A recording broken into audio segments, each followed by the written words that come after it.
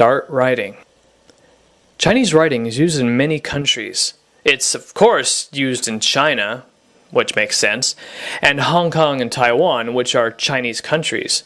But it's also used in Korea and Japan.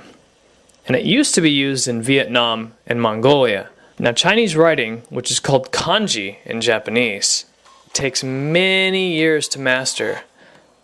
There are almost no people who know all 50,000 of them. Yeah, that's a lot.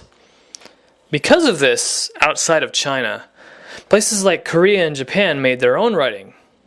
And not just Korea and Japan, but also Vietnam and Mongolia. Korea made a simple alphabet called Hangul. And Japan made hiragana and katakana, while Vietnam uses the same letters as English, and Mongolian uses Russian letters. Korea uses almost no Chinese today, but Japan still uses about 2,000 Chinese symbols. Still, even in Japan, kids learn the very easy hiragana first, except to write their names, which would have to be in kanji. So we're going to jump ahead a little.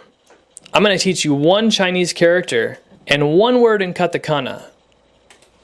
The Chinese character is going to be this, which is the first part of the word for name, namai.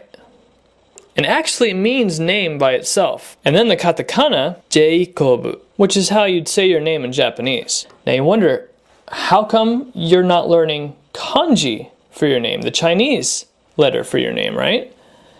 Because your name isn't Japanese or Chinese, you can't write it in the Chinese letters. At least not in Japan. It's actually illegal for you to try to do this if you're not a citizen. If you use it, it's kind of a strange issue. And if you are a citizen, then you'd have to choose an actual Japanese or Chinese name. You can't keep your own name. So practice the Chinese character for name and then your name in katakana. When you see outlines, you should write in the outlines to get used to the shapes. So let's practice your name. Follow along with video 3 and say your name in a Japanese way. So the first symbol in Jacob is this, shi. Now that doesn't make any sense because the first letter of your name is J. But to make a J sound, you have to use the shi symbol and then do two little marks, which make it G. G, okay? So shi becomes G. But the first sound of your name isn't G, it's J. So how are we going to do J? Well, simple. You take an E, which is this, but you make it small. G, E becomes J. J, okay? Now the next one. E. J, E, okay? J. Oh, do you see? Do you hear it? It's kind of starting to sound like the beginning of your name. Your name's Jacob, right? J, E, J. Now the next part. Ko.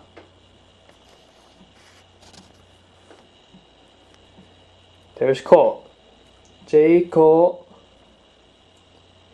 Now why isn't it ka? You know, Jacob. Because Japanese doesn't have a ka sound. Doesn't have an sound in it.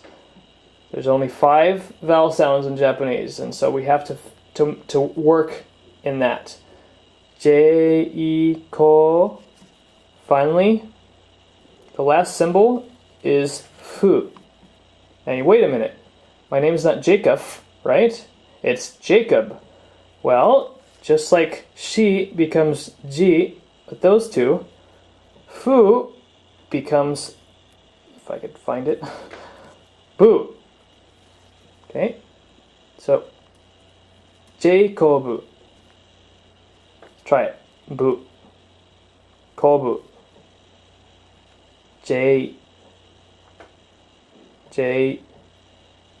Jacob.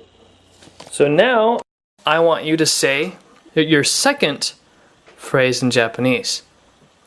Watashi no namae wa Jacob desu.